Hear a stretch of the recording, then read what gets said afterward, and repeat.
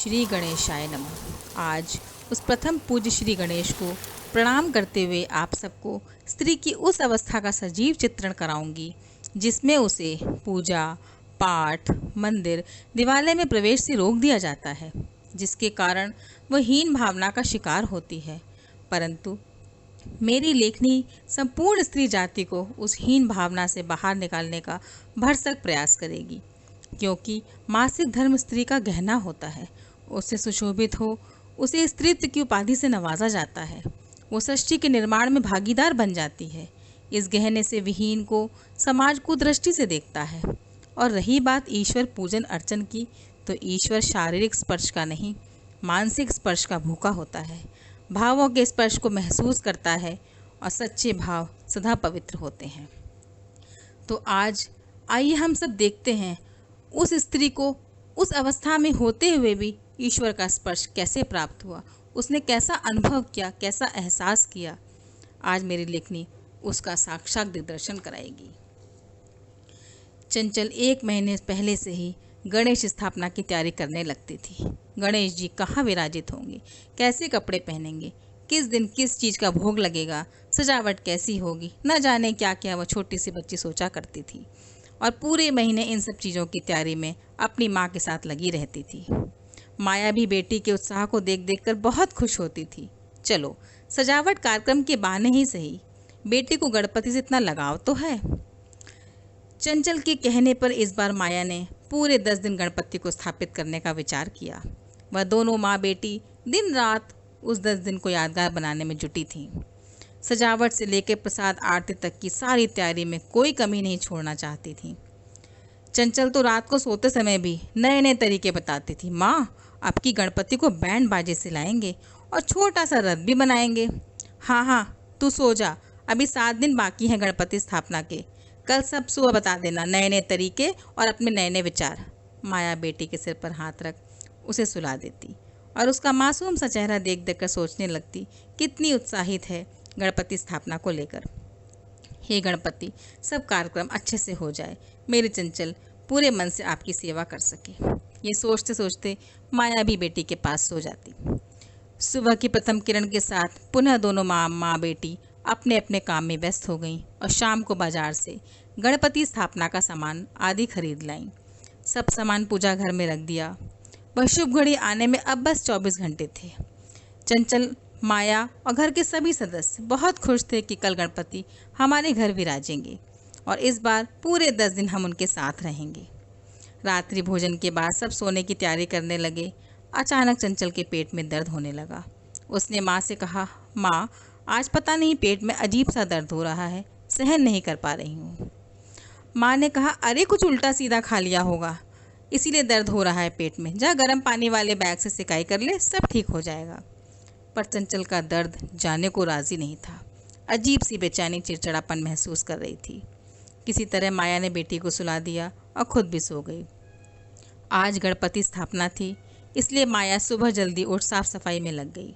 घर के सभी सदस्य भी जल्दी जल्दी उठकर अपने अपने काम में लग गए। माया ने चंचल को धीरे से उठाया, बस इतना ही बोली, चंचल बेटा जल्दी उठ के स्नान ध्यान कर ले, गणपति को लेने जाना है। वो झट से उठ के भागी, सीधे बाथरूम नहाने चली गई। थोड़ी देर में बाथरूम से जोर से माँ माँ चिल्लाने की आवाज़ आई। माया दौड़ी दौड़ी आई। क्या हुआ चंचल, दरवाज़ा खोल, बोलती क्यों नहीं है? माँ, ये देखो ये क्या हुआ। दरवाज़ा खोलते हुए उसने माँ को दिखाया। माँ वह देखते ही एक तरफ तो बहुत खुश हुई कि उसकी बेटी अब बड़ी हो गई, स्त्रीत्व की मोहर उसके जीवन में लग गई, पर दूसरी तरफ बहुत दुखी कि अब चंचल गणपति पूजा कैसे कर पाएगी। मासिक धर्म होने पर तो ईश्वर मूर्ति छूना भी पाप है। माँ जी बोलती हैं, मासिक धर्म के समय भगवान को छूने से भगवान रुष्ट हो जाते हैं। माँ, क्या हुआ, अब क्या सोचने लगी, ये सब क्या है? माँ उस 13 साल की मासूम सी बच्ची को कैसे बताए कि बेटा अब तुम पूजा नहीं कर सकती, तुम अपवित्र हो गई। माया ने अपने को संभालते हुए चंचल से कहा, बेटा तू चिंता ना कर, ये स्त्री का धन है, इसके होने से ही हम स्त्रियों को समाज में सम्मान मिलता है। जो स्त्री इससे बेवंचित रहती है उन्हें समाज अच्छी नज़रों से नहीं देखता। बेटा अब तुम्हें हर महीने ऐसा ही होगा, तुम परेशान ना हो, ये कोई बीमारी नहीं है, ये तो हम महिलाओं का गहना है। इसे धारण कर ही हम नए जीवन को उत्पन्न करने लायक बन पाते हैं। बेटा, तुम नहा धोकर आ जाओ, गणपति स्थापना का समय हो रहा है। पर बेटा ध्यान रखना, थोड़ा अलग ही रहना, पूजा की सामग्री या गणपति को छूना नहीं। मासिक धर्म होने पर पूजा पाठ भगवान की कोई वस्तु हाथ नहीं लगाते। क्या? ये क्या कह रही हो माँ? इतने दिनों से मैं तैयारी कर रही हूँ, कल तक मैं सब कुछ कर सकती थी, रातों रात मैं ऐसी हो गई। आज ऐसा क्या हो गया जो मुझे इन सबसे दूर किया जा रहा है? बेटा, जब हम मासिक धर्म हो जाते हैं तो ऐसा ही करना पड़ता है। माया भी सोचने लगी, कल तक मासूम सी बच्ची आज अचानक बड़ी हो गई, पर मानसिक रूप से बड़े होने में समय लगेगा। माया ने चंचल के पापा को ये खुशखबरी दी कि हमारी बेटी अब बड़ी हो गई। अब उस पर भी स्त्रीत्व की मोहर लग गई, परंतु जिस समय हुई वो ठीक नहीं। हमारी चंचल कितने उत्साह से गणपति की तैयारी कर रही थी, उसे कैसे समझाऊं कि अब वो क्यों नहीं कर सकती पूजा पाठ। अभी वो बहुत नासमझ है, शायद धीरे धीरे समझ जाए। ऐसा बोलते हुए माया गणपति पूजा की तैयारी में लग गई। चंचल भी तैयार होकर आ गई, पर उसकी दादी की खास हिदायत के कारण वह दूर दूर ही बैठी थी, किसी भी चीज़ को हाथ नहीं लगा रही थी। माँ बार बार चंचल को बुलाती, चंचल ये दे दे, चंचल वो दे दे, फिर अपने आप को रोकती और संभल जाती। अरे सॉरी बेटा, मैं खुद ले लूँगी। चंचल कल तक कितने उत्साह से गणपति स्थापना की तैयारी कर रही थी, परंतु इस लाल रंग ने उसके चेहरे के सारे रंग ही उड़ा दिए थे। वह गुमसुम सी एक कोने में बैठी सब देख रही थी। मुहूर्त का समय हुआ। बैंड बाजे के साथ गणपति का गृह प्रवेश।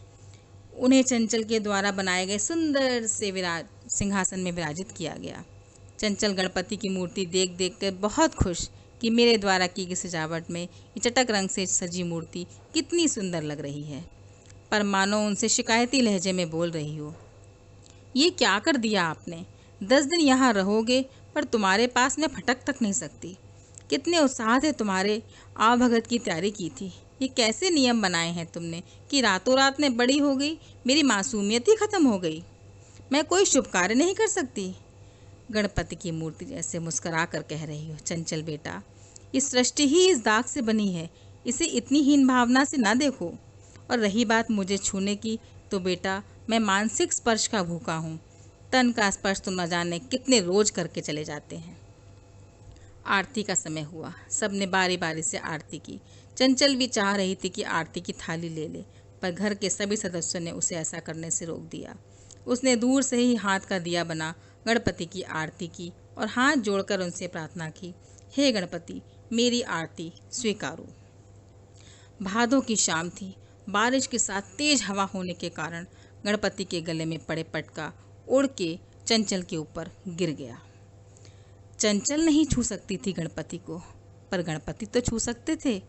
उन्होंने अपनी मासूम सी भक्त को अपने होने का एहसास करा, उसके अंदर भगवान में आस्था और बढ़ा दी। चंचल घबरा गई, पटके को अपने ऊपर पड़ा दे कि अब माँ और दादी क्या कहेंगी। पर माँ और दादी ने धीरे से उसके कंधे पर हाथ रखा और कहा, बेटा, गणपति तो पवित्र हैं, वह तो अपने किसी भी भक्त को स्पर्श कर सकते हैं। हम स्त्रियां मासिक धर्म में उनका स्पर्श वर्जित है, पर वह हमारे स्पर्श को के भूखे नहीं, भावना के भूखे हैं।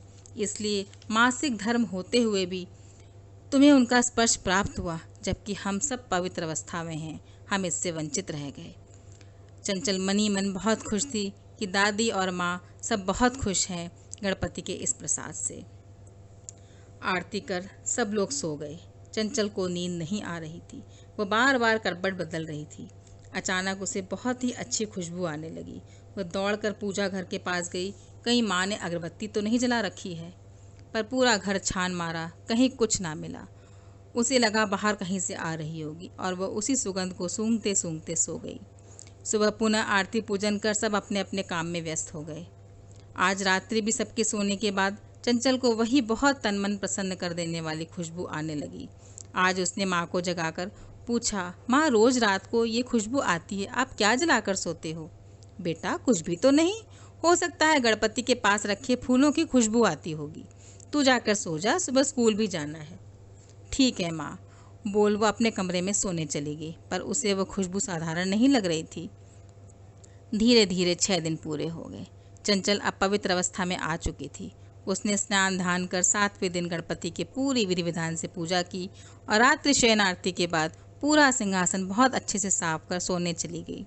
आज भी वो खुशबू उसे अंदर तक हिला रही थी। वह उस खुशबू में मगन हो रोज सो जाती थी। सुबह माँ को रात्रि का सारा हाल बताया। माँ, मैंने तो पूरा सिंहासन साफ कर दिया था, फिर भी वो खुशबू आ रही थी। माया कुछ नहीं समझ पा रही थी बेटी के साथ क्या हो रहा है। पूरे 10 दिन हो चुके थे। आज विदाई का समय था।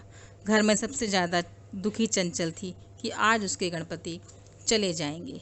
वो नाम से चंचल थी परंतु बहुत मासूम थी। बार बार गणपति के सामने जाकर बोलती, मैं तो 3 दिन ही सेवा कर पाई, अगली बार पूरे 10 दिन आपको भोग लगाऊंगी। विदा का समय हो चुका था। चंचल के पापा ने गणपति को गोद में लिया और ढोल नगाड़े के साथ उनको नदी में विसर्जित कर दिया। सब ने पुनः आने का निमंत्रण देते हुए प्रणाम किया।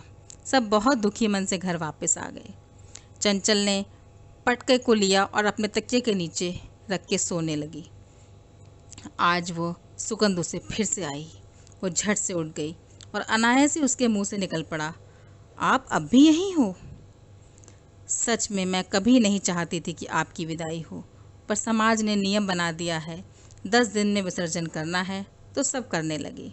जबकि एक बार गणपति आ जाए तो उन्हें जीवन भर साथ रखना चाहिए।